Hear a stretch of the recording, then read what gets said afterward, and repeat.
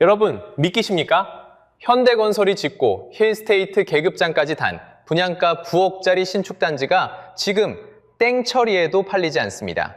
8억을 불러도 7억을 불러도 반값 수준까지 내려도 사겠다는 사람이 없습니다. 주식도 코인도 아닙니다. 가장 안전하다고 믿었던 일군 브랜드 아파트, 바로 그 힐스테이트에서 벌어진 일입니다. 수억을 깎아도 외면당하는 집. 그런데 여기서 정말 충격적인 건 가격이 아닙니다. 이 브랜드를 믿고 전 재산을 넣은 사람들에게 닥친 현실, 그리고 왜 이 단지가 끝내 이렇게 됐는지 그 진짜 이유입니다. 그리고 이건 양주 한 곳만의 이야기가 아닙니다. 지금 이 글을 보는 여러분의 다음 매집에도 똑같이 닥칠 수 있는 신호입니다. 오늘 그 전 과정을 처음부터 끝까지 보여드리겠습니다.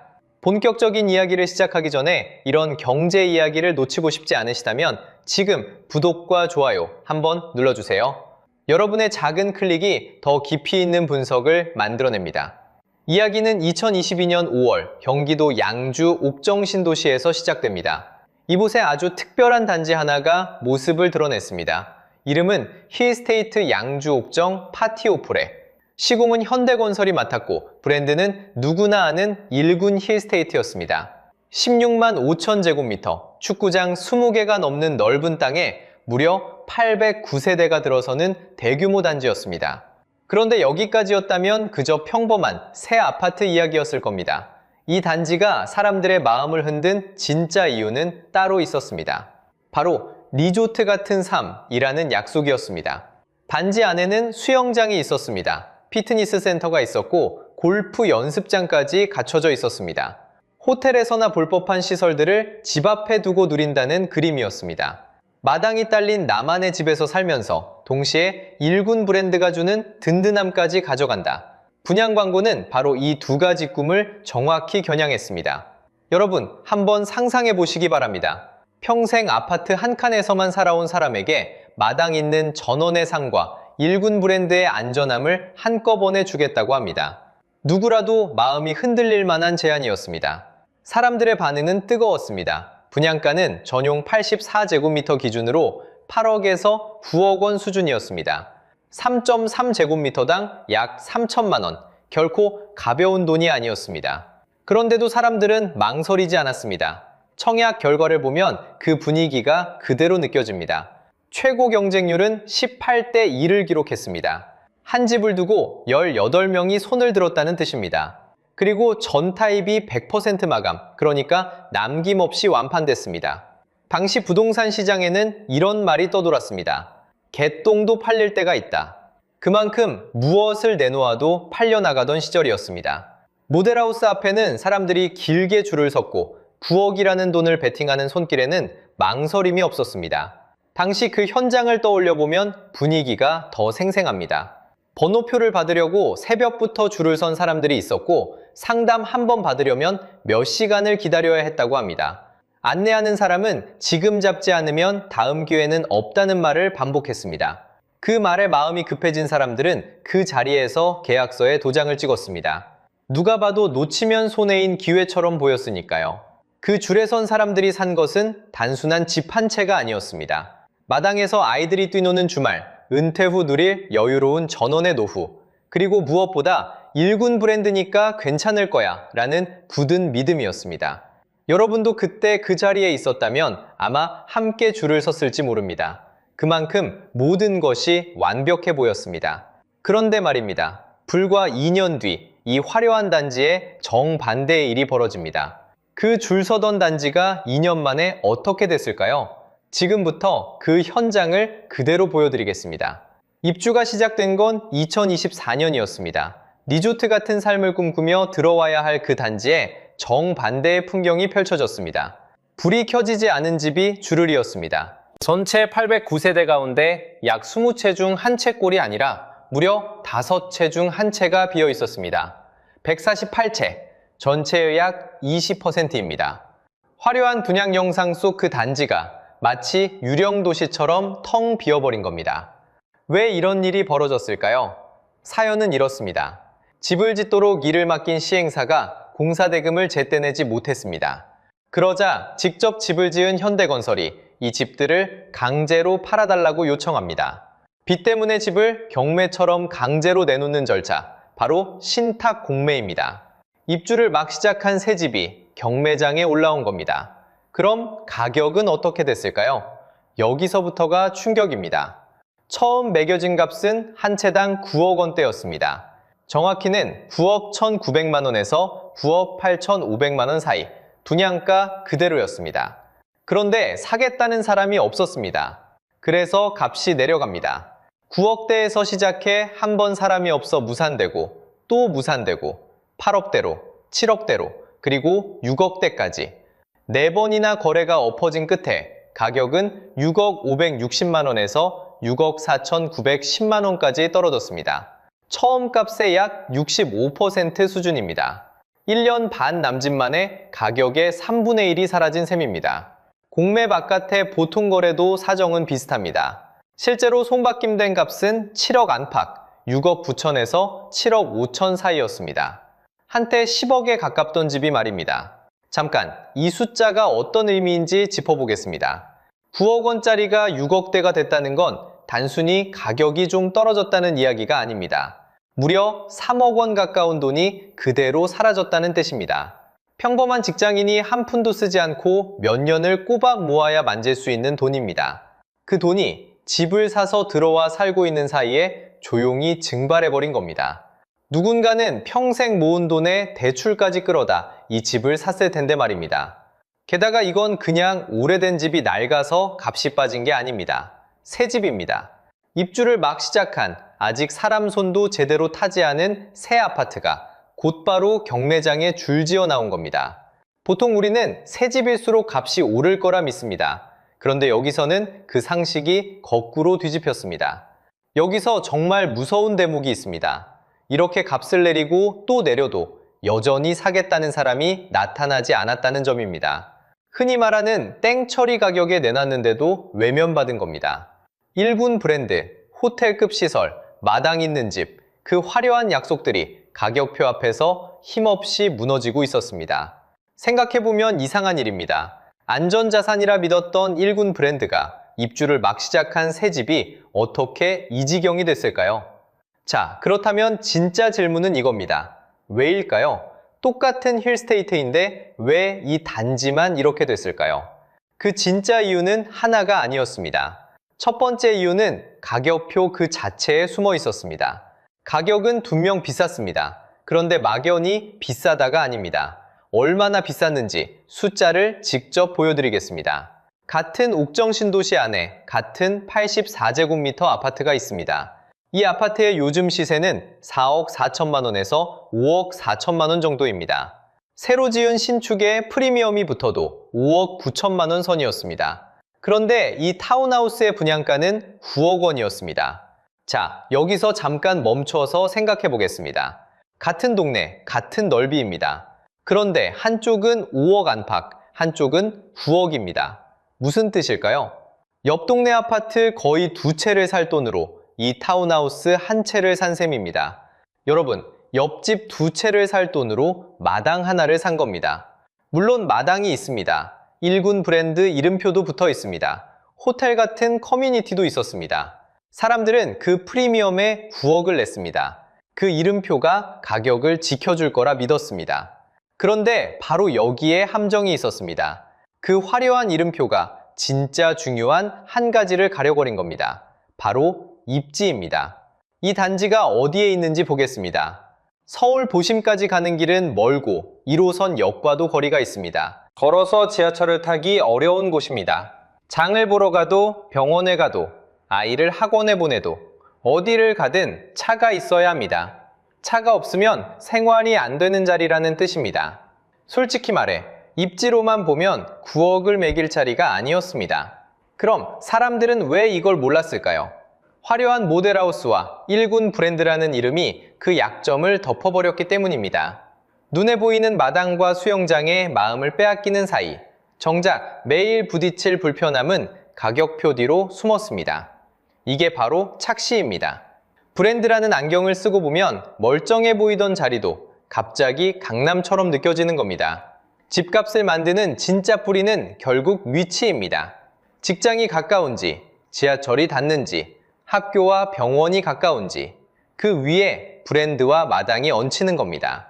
그런데 이 단지는 순서가 거꾸로였습니다. 입지라는 토대는 약한데 분양가만 서울 한복판 수준으로 매겼습니다. 토대 없이 가격표만 올라간 집, 그게 거품의 정체였습니다. 조금 더 쉽게 풀어보겠습니다.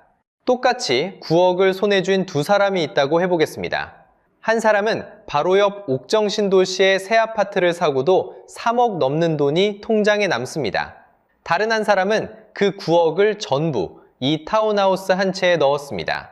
같은 동네, 같은 시기에 출발했는데 몇 년 뒤 두 사람의 처지는 완전히 갈렸습니다. 여기서 한 가지 의문이 드실 겁니다. 비싸게 샀어도 좋은 동네면 시간이 지나 값이 회복되지 않느냐고요? 충격적인 사실은 그게 안 됐다는 겁니다. 거품은 한 번 빠지면 쉽게 돌아오지 않습니다. 9억이라는 가격표를 받쳐줄 진짜 힘, 그러니까 입지가 처음부터 부족했기 때문입니다. 그래서 이 단지가 우리에게 던지는 첫 번째 진실은 이겁니다. 브랜드는 입지를 이기지 못합니다. 1분이라는 계급장은 위치라는 시험을 끝내 통과하지 못했습니다. 아무리 좋은 이름을 붙여도 자리가 받쳐주지 않으면 그 가격은 결국 무너집니다. 그런데 가격은 시작일 뿐이었습니다. 비싸기만 했다면 차라리 나았을지 모릅니다. 진짜 문제는 두 번째 이유, 바로 집 그 자체에 있었습니다. 9억짜리 고급 주택이라고 하면 여러분은 어떤 모습을 떠올리시나요? 넓은 거실, 편안한 동선, 한 층에 펼쳐진 여유로운 공간. 그런데 이 단지는 달랐습니다. 지하 1층부터 지상 3층까지 차곡차곡 쌓인 계단형 구조였습니다. 한 세대가 여러 층으로 나뉘어 있다는 뜻입니다. 아침에 눈을 떠서 거실로, 거실에서 주방으로, 다시 침실로 갈 때마다 계단을 오르내려야 합니다. 다락방까지 더하면 사실상 4개 층을 매일 위아래로 움직여야 하는 집이었습니다. 그래서 시청자들이 가장 뜨겁게 반응한 한마디가 나왔습니다. 말만 타운하우스지 엘리베이터 없는 빌라 아니냐? 이 댓글은 좋아요가 260개나 달리며 가장 많은 공감을 받았습니다. 또 다른 분은 이렇게 적었습니다. 다닥다닥 붙은 게 무슨 전원주택이냐? 그냥 닭장이다. 한두 사람의 불만이 아니었습니다. 수많은 사람이 같은 마음으로 고개를 끄덕였다는 겁니다. 생각해보면 맞는 말입니다. 아파트에 편안한 동선도 없고 단독주택에 넉넉한 여유도 없습니다. 두 가지 집의 장점은 사라지고 단점만 한데 모인 형태였던 겁니다. 마당 있는 집을 꿈꾸며 들어왔는데 정작 매일 계단과 씨름해야 하는 생활이 기다리고 있었습니다. 마당이 있어도 마음 편히 나가 쉬기보다 집 안에서 층을 오르내리느라 지치는 아이러니였습니다. 그런데 더 무서운 건 이게 끝이 아니라는 겁니다. 진짜 부담은 매달 날아오는 고지서에 있었습니다. 바로 관리비입니다. 보통 84제곱미터 아파트의 관리비는 한 달에 20만 원 안팎입니다. 그런데 비슷한 탄 크기의 타운하우스에서는 한 달에 55만 원이 나온 사례가 있습니다. 같은 평수인데 3배 가까이 차이가 나는 겁니다. 왜 이렇게 차이가 클까요? 구조 때문입니다. 아파트는 옆집과 위아래로 붙어 있어서 서로 온기를 나눕니다. 하지만 이런 집은 4면 중에 3면 넘게 바깥 공기와 맞닿아 있습니다. 타방에서 찬바람이 들이치니 아무리 보일러를 돌려도 열이 새어나갑니다. 단열이 약하다는 건 곧 난방비가 치솟는다는 뜻입니다. 그래서 겨울이 되면 상황이 더 심각해집니다. 난방비까지 합치면 한 달에 100만 원에 가까워진다는 이야기까지 나왔습니다. 이쯤 되니 사람들 반응이 이랬습니다.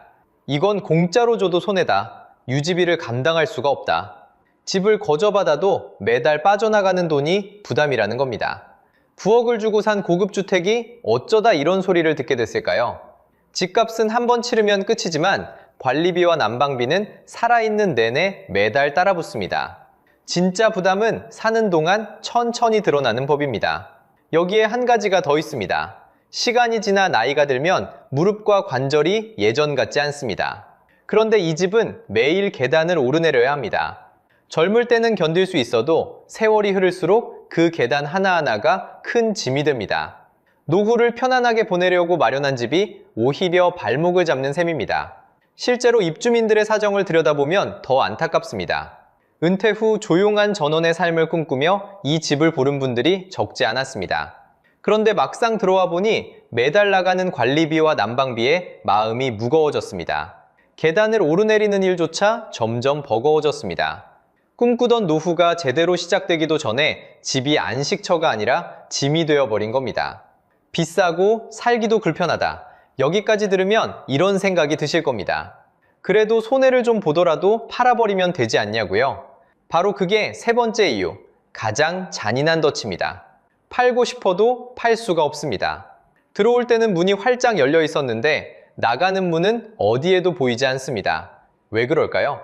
세 가지가 동시에 맞물려 한 사람을 올가매는 덫을 만들었기 때문입니다. 첫 번째 덫은 금리입니다. 이 집을 분양받던 2022년 초 한국은행 기준금리는 1.25%였습니다. 돈을 빌리기 좋은 시절이었습니다. 그런데 불과 1년도 안 돼서 2023년 1월에 그 금리가 3.5%까지 올라갑니다. 2배가 넘게 뛴 겁니다. 숫자만 보면 작아 보이지만 내 통장에 닿으면 이야기가 달라집니다. 6억을 빌려 이 집을 산 사람을 떠올려 보겠습니다. 5%대 이자를 적용하면 매달 갚아야 할 이자만 250만 원 안팎입니다. 원금은 아직 시작도 안 했는데 이자만으로 웬만한 직장인의 한 달 월급이 통째로 사라지는 셈입니다. 매달 250만 원입니다. 1년이면 3천만 원이 넘는 돈이 이자로만 빠져나갑니다. 집을 그저 가지고 있는 것만으로 해마다 큰 돈이 녹아 사라지는 겁니다. 그런데도 집값은 오르기는커녕 계속 내려가고 있었습니다. 버티면 버틸수록 손해가 쌓이는 구조였던 겁니다. 두 번째 덫은 환금성입니다. 어려운 말 같지만 뜻은 간단합니다. 필요할 때 제값을 받고 다시 팔 수 있는 정도를 말합니다. 그런데 타운하우스는 이게 유독 약합니다. 아파트는 누구나 사고 팔지만 마당 있는 집을 원하는 사람은 정해져 있습니다. 전원 생활을 꿈꾸는 분들, 또 마당을 좋아하는 일부 젊은 가족 정도입니다. 게다가 이런 집은 은행에서 대출 조건도 아파트보다 불리합니다. 사고 싶은 사람조차 돈을 빌리기 어렵다는 뜻입니다. 그러니 시장이 가라앉으면 사겠다는 사람이 더 빠르게 사라집니다. 매수자가 줄어드니 가격은 더 내려가고 가격이 내려가니 더 안 팔리는 악순환에 빠집니다. 세 번째 덫이 가장 무섭습니다. 한 집의 문제가 옆집으로, 단지 전체로 번지는 도미노입니다. 사연은 이렇습니다. 집을 짓는 시행사가 공사 대금을 제때 내지 못했습니다. 그러자 공사를 맡은 현대건설이 빚을 받기 위해 빈집들을 경매처럼 강제로 내놓는 절차를 밟습니다. 이렇게 헐값에 나온 공매 가격은 곧바로 단지 전체의 시세를 끌어내립니다. 멀쩡히 들어와 살고 있던 입주민의 집값도 같이 무너지는 겁니다. 더 나아가 빈집이 많아질수록 수영장이며 피트니스며 그 호텔급 시설을 유지하는 고정비를 남은 적은 세대가 나누어 떠안게 됩니다. 옆집이 비면 내 관리비가 오릅니다. 여러분, 이게 바로 싸 보여서 들어갔다가 빠져나오지 못하는 덫입니다. 흔히 좋은 물건을 줍는다는 뜻으로 가볍게들 이야기하지만 이 단지는 들어가는 순간 앞서 들어간 사람들과 똑같은 함정에 함께 갇히는 구조였습니다. 들어올 땐 쉬워도 나갈 문이 없는 집이었던 겁니다. 그런데 여기서 끝이라고 생각하셨다면 마지막 한 가지가 더 남아 있습니다. 이 집의 미래 가치를 떠받치던 가장 큰 기둥, 바로 GTXC였습니다. 분양 당시에는 2028년이면 개통한다는 약속이 사람들의 마음을 움직였습니다. 빠른 열차만 들어오면 서울이 코앞이라는 기대였죠. 그런데 그 2028년 개통은 사실상 무산됐습니다. 2026년 4월에야 겨우 착공 합의가 이뤄졌고 현실적인 개통 시점은 2031년 이후로 밀렸습니다. 처음 약속보다 3년이 넘게 더 늦어진 셈입니다. 집값을 떠받칠 마지막 희망마저 저 멀리 사라진 겁니다. 자, 그런데 정말 중요한 질문이 하나 남습니다. 양주 옥정의 이 단지, 정말 운이 나빴던 한 곳일 뿐일까요? 안타깝게도 그렇지 않습니다. 이건 한 단지의 불운이 아니라 전국에서 울리고 있는 경보음의 한 장면입니다. 숫자가 그 사실을 말해줍니다. 가장 최근인 2026년 2월 기준으로 전국에서 팔리지 않은 새 집, 즉 미분양이 6만 6천 가구를 넘습니다. 그런데 진짜 무서운 건 그 속을 들여다볼 때입니다. 다 지어놓고 입주까지 시작했는데도 끝내 팔리지 않은 집, 이른바 악성 미분양입니다. 이 물량이 전국에서 3만 가구를 넘어섰습니다. 무려 14년 만에 처음 있는 일입니다. 그리고 안전하다고 여겨졌던 수도권도 예외가 아닙니다. 수도권 미분양은 1만 7천 가구를 넘었고 그중 입주까지 하고도 안 팔린 집이 4천 가구가 넘습니다. 양주 옥정의 그 빈 단지가 바로 이 숫자 안에 들어있는 겁니다.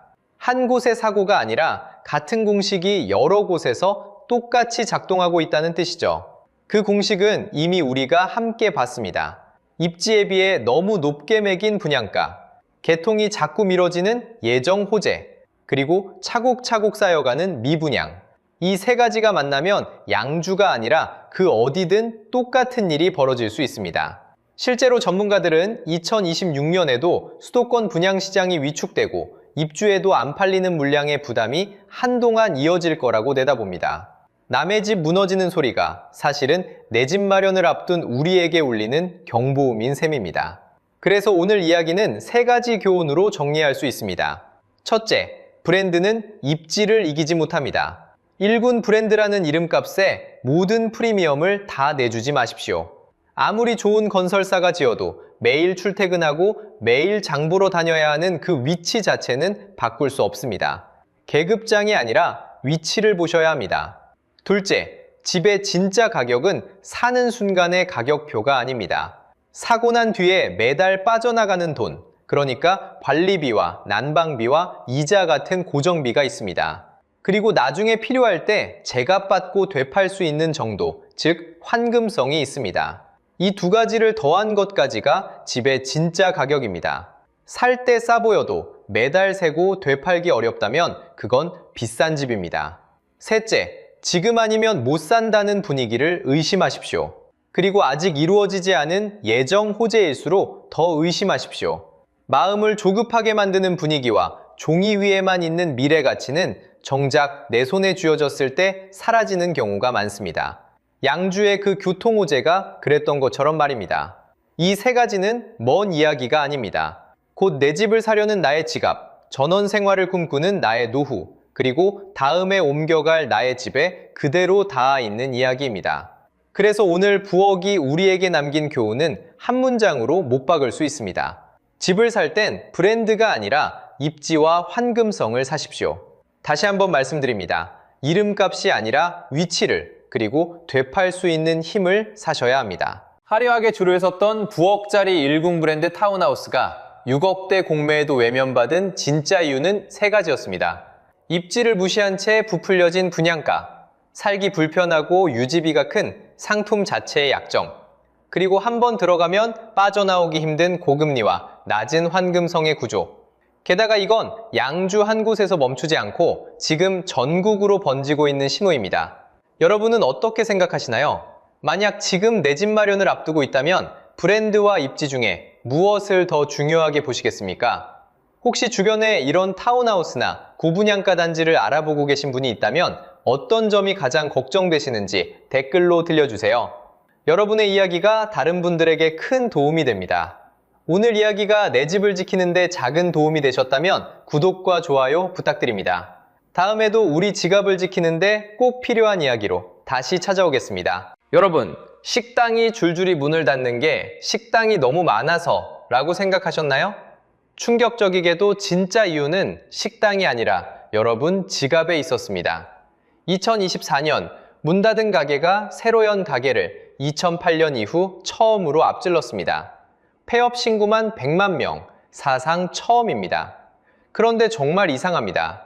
점심 한 끼에 10,000원, 15,000원을 받는 비싼 시대인데 식당은 왜 오히려 무너질까요? 단순한 불경기, 한마디로 끝낼 이야기가 아닙니다. 그 사이 외식할 돈 자체가 우리 손에서 조용히 사라지고 있었습니다. 그리고 그 사라진 돈이 어디로 흘러갔는지, 그 끝에 일본이 30년 전 먼저 걸었던 길이 어떻게 이어지는지 오늘 그 정체를 끝까지 파헤쳐보겠습니다. 본격적인 이야기에 들어가기 전에 이런 경제 이야기를 놓치고 싶지 않으시다면 구독과 좋아요 한번 눌러주세요. 자, 먼저 숫자 하나를 보겠습니다. 2024년 문을 닫은 사업자가 108,282명이었습니다. 1995년 통계 집계 이후 처음으로 100만 명을 넘었습니다.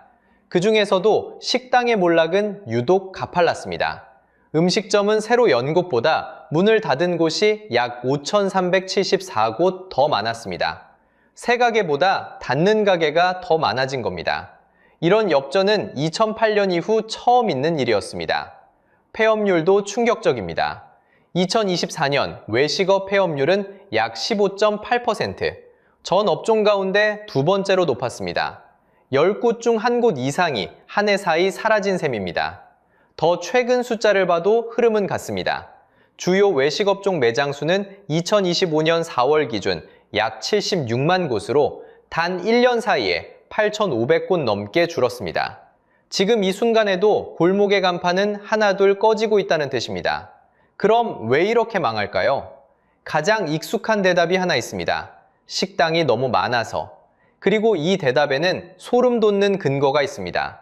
한국은 인구 1만 명당 식당이 약 125개입니다. 세계에서 가장 식당이 빽빽한 나라입니다. 가까운 일본의 2배가 넘습니다. 숫자를 더 쉽게 풀어볼까요? 인구 약 77명에서 80명당 식당이 한 곳꼴입니다. 한 동네에 편의점보다 식당이 더 많다는 뜻입니다. 길을 걷다 보면 한 집 건너 식당, 또 한 집 건너 식당입니다. 이렇게 많으니 결론은 단순해 보입니다. 손님은 정해져 있는데 가게만 넘쳐납니다. 그러니 서로 손님을 나눠 갖고 결국 버티지 못한 곳부터 무너진다는 겁니다. 실제로 폐업한 사장님들에게 물어본 1순위 이유도 사업 부진, 즉 매출 감소였습니다. 무려 50.2%, 절반이 넘었습니다. 너무 많아서 경쟁이 치열했고, 그래서 매출이 줄었고, 결국 망했다. 깔끔하게 떨어지는 설명입니다. 여러분도 여기까지는 고개를 끄덕이실 겁니다. 저도 그랬습니다. 그런데 정말 너무 많아서 망하는 거라면 한 가지가 도무지 설명이 안 됩니다. 식당이 너무 많아서가 원인이라면 그 말은 손님이 그대로일 때만 맞습니다. 가게는 넘치는데 손님은 여전하다. 그래야 성립하는 이야기입니다. 그런데 그 손님이 사라졌습니다. 식당이 너무 많아서 망한다는 말은 손님이 그대로일 때만 성립합니다. 그 전제가 무너진 겁니다. 숫자가 모든 걸 말해줍니다.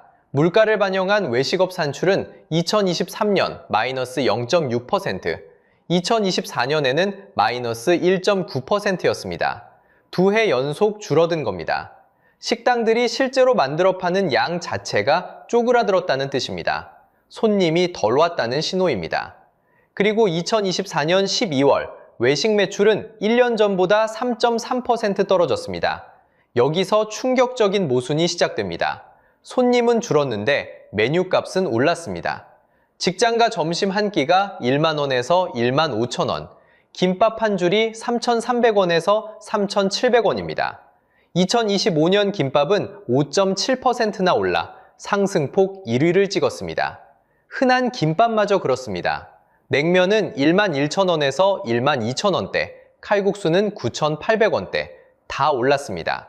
2026년 들어서도 외식 물가는 좀처럼 꺾이지 않고 다시 오름세로 돌아섰습니다. 상식대로라면 이래야 합니다. 손님이 줄면 가게는 값을 내려서라도 손님을 붙잡습니다. 그런데 반대로 갔습니다. 왜일까요? 사장이 욕심을 부려서가 아닙니다. 재료값도 인건비도 다 올라서 값을 안 올리면 가게가 못 버티기 때문입니다. 그래서 손님은 더 줄고 가게는 더 값을 올리고 악순환입니다. 그럼 떠난 손님은 어디로 갔을까요? 여기에 소름 돋는 진짜 정체가 있습니다. 손님은 밥을 안 먹게 된 게 아닙니다. 더 싼 곳으로 갈아탄 겁니다. 편의점 도시락을 보십시오. 2024년 매출이 21에서 23% 급증했습니다. 가격은 4,000원에서 5,000원대, 식당 한 끼의 3분의 1 수준입니다. 배우기만 하면 되는 마트, 편의점, 즉석식, 그 간편식 매출은 한 해 32.4%나 뛰었습니다. 같은 만원으로 한 끼를 사 먹던 사람이 이제 그 만원으로 두 끼를 해결합니다. 여러분도 요즘 점심 편의점에서 해결하신 적 있으시죠? 그게 바로 이 데이터의 정체입니다. 그래서 식당의 진짜 경쟁자는 옆집 식당이 아니었습니다. 길 건너 편의점이고 마트 매대의 간편식이었습니다. 식당끼리 싸운 게 아니라 식당 전체가 4,000원짜리 도시락에 손님을 빼앗긴 겁니다. 여기서 프레임이 바뀝니다. 이건 사장만의 비극이 아닙니다. 손님이 도시락으로 갈아탔다는 건 15,000원짜리 점심을 부담스러워하는 사람이 그만큼 늘었다는 뜻입니다. 즉, 내 지갑이 먼저 망한 겁니다. 텅 빈 식당은 사장의 문제가 아니라 내 월급이 외식조차 못할 만큼 쪼그라들었다는 가장 정직한 신호입니다. 그런데 여기서 더 이상한 게 있습니다. 손님은 싸게 먹으려고 도시락을 들었고 사장은 손님이 없어 무너집니다. 손님도 사장도 다 손해라는데 그럼 그 돈은 대체 어디로 갔을까요? 분명히 누군가는 이 와중에도 돈을 벌고 있었습니다. 손님도 손해입니다. 사장도 손해입니다.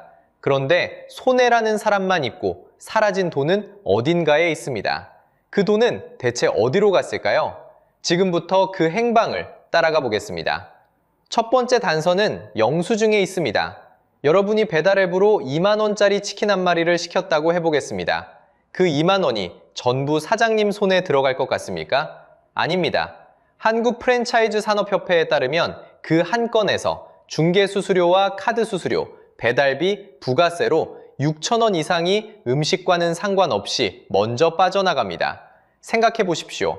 치킨을 튀긴 것도 아니고 기름값을 댄 것도 아닙니다. 그저 주문을 연결해 줬을 뿐인데 2만원 중 6,000원이 사라집니다. 사장님은 닭값을 내고 기름값을 내고 임대료를 내고 사람을 씁니다. 그러고 나면 남는 게 거의 없습니다. 그럼 그 통행료는 누가 정할까요? 두 번째 단서입니다. 배달앱 중개수수료는 2024년 기준 9.8%였습니다. 그리고 배민과 쿠팡이츠, 요기요 이 세 곳이 배달 시장의 80%가 넘는 자리를 차지하고 있습니다. 사실상 이 세 곳을 거치지 않고는 장사가 안 됩니다. 그러니 수수료가 마음에 들지 않아도 사장님에게는 빠져나갈 길이 없습니다. 물론 배달앱이 나쁜 일만 한 건 아닙니다. 코로나 시기 문을 닫을 뻔한 가게들을 그나마 굴러가게 한 것도 배달앱이었습니다. 손님은 집에서 편하게 시켜 먹었고 작은 가게도 동네 너머에 손님을 만났습니다. 여기까지는 사실입니다. 문제는 그 편리함의 비용이 어디로 흘러가느냐에 있습니다. 자, 여기서 충격적인 숫자가 나옵니다.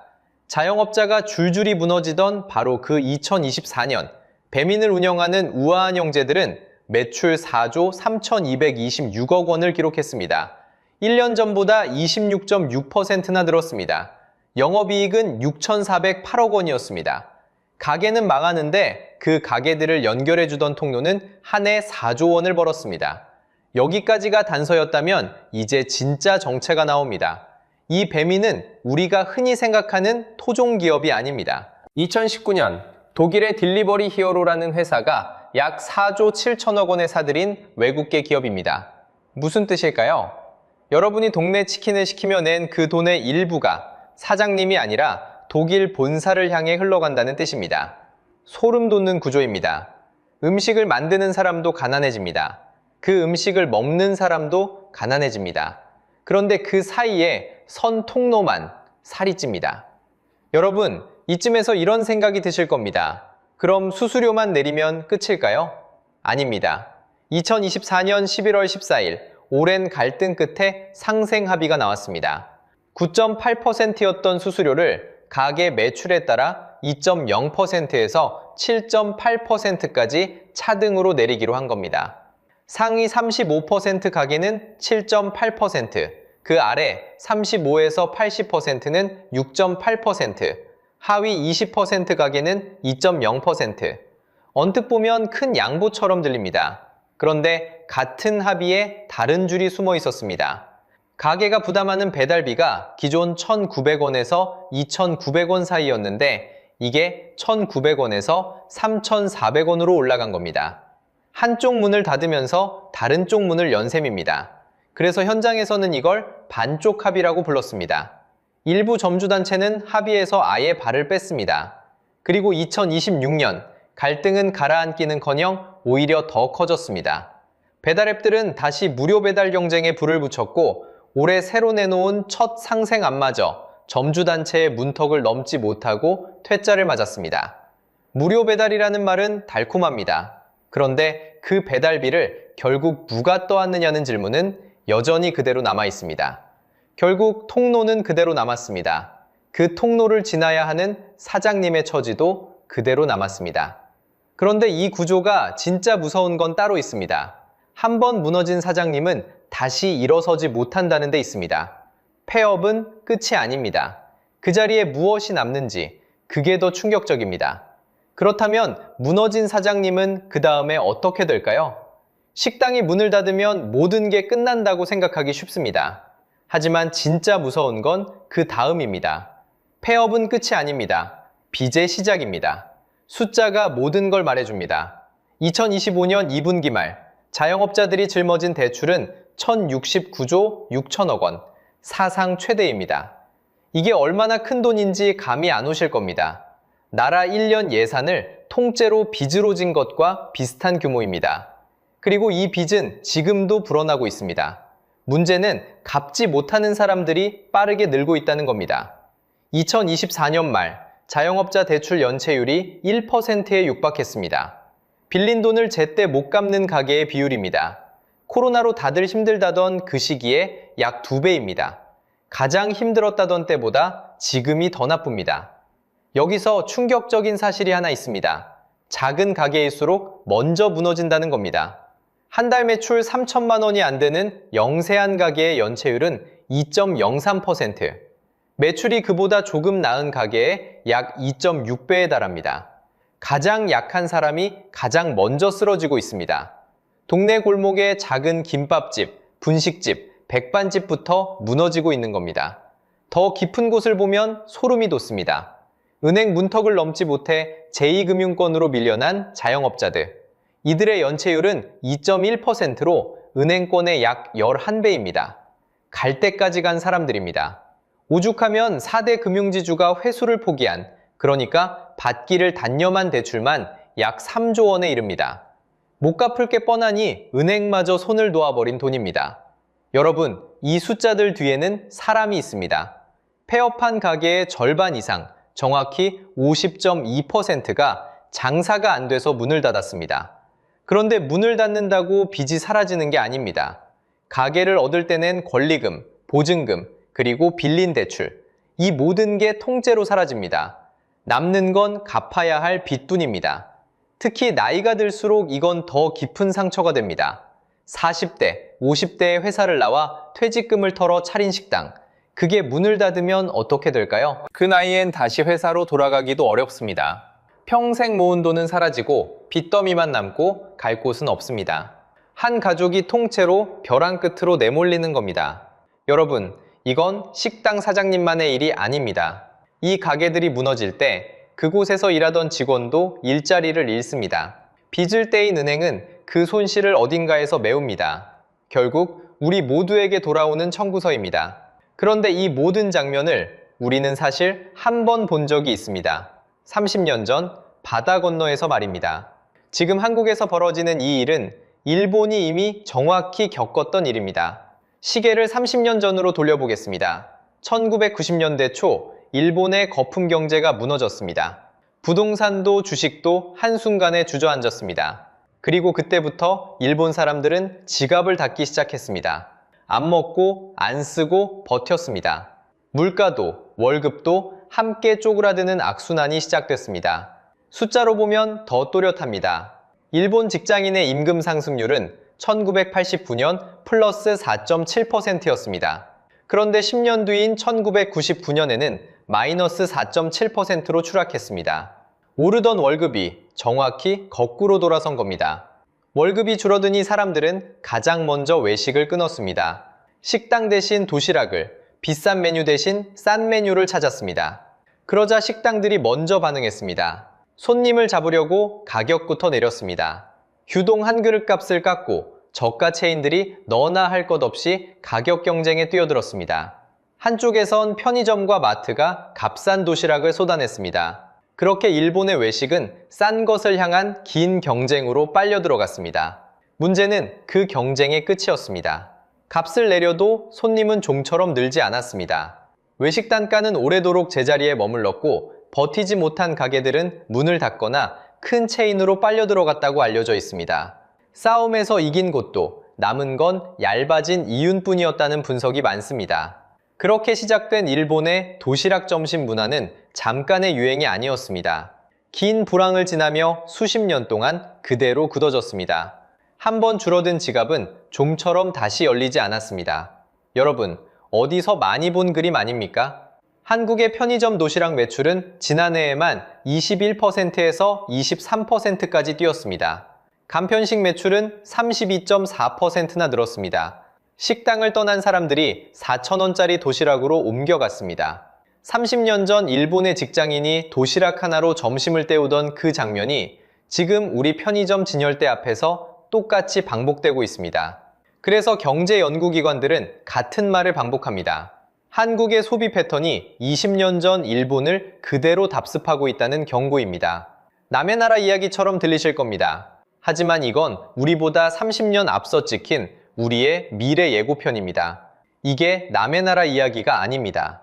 물론 한국이 일본과 똑같이 간다는 보장은 없습니다. 인구도, 산업구조도, 시대도 다릅니다. 다르게 갈 여지는 분명히 있습니다. 중요한 건 예언이 아니라 신호입니다.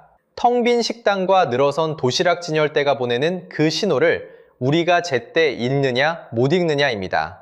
그래서 이 이야기는 결국 식당 이야기가 아닙니다. 여러분, 지갑 이야기입니다. 자, 이제 처음 그 질문으로 돌아가 보겠습니다. 식당은 정말 너무 많아서 망한 걸까요? 아니었습니다. 식당이 너무 많아서가 아니라 그 식당에서 돈을 쓸 사람이 사라진 겁니다. 외식할 돈 자체가 우리 지갑에서 조용히 빠져나간 거죠. 지금까지 본 그림을 한 장으로 모아보겠습니다. 손님은 식당을 떠난 게 아니라 더 싼 곳으로 갈아탔습니다. 10,000원짜리 한 끼가 4,000원짜리 도시락으로 바뀌었습니다. 그 사이 음식을 만드는 사람도 먹는 사람도 가난해지는데 둘 사이에 선 통로만 살이 쪘습니다. 무너진 사장님 손엔 권리금도 보증금도 사라지고 빚만 남았습니다. 그리고 이 모든 장면을 일본은 30년 전에 먼저 걸어가며 우리에게 보여줬습니다. 그래서 다시 한번 말씀드립니다. 식당이 망한 게 아니라 돈 쓸 사람이 사라진 겁니다. 이것이 줄줄이 닫힌 그 셔터 뒤에 숨어있던 진짜 정체입니다. 텅 빈 식당은 그냥 한 가게의 불운이 아닙니다. 그건 경기의 체온계입니다. 외식이 어느새 사치가 되어버린 순간, 그건 내 월급이 그만큼 줄었다는 가장 정직한 신호입니다. 식당 이야기처럼 들렸지만 사실은 처음부터 끝까지 여러분 지갑 이야기였습니다. 그래서 여러분께 묻고 싶습니다. 여러분은 요즘 외식 일주일에 몇 번 하시나요? 줄었다면 언제부터, 왜 줄었는지 댓글로 들려주세요. 여러분의 그 한 줄이 지금 우리 경제가 어디쯤 와 있는지 보여주는 또 하나의 체온계가 될 겁니다. 이런 이야기를 놓치고 싶지 않다면 구독과 좋아요 한번 눌러주세요. 다음엔 여러분의 지갑에 닿아 있는 또 다른 신호를 들고 찾아오겠습니다.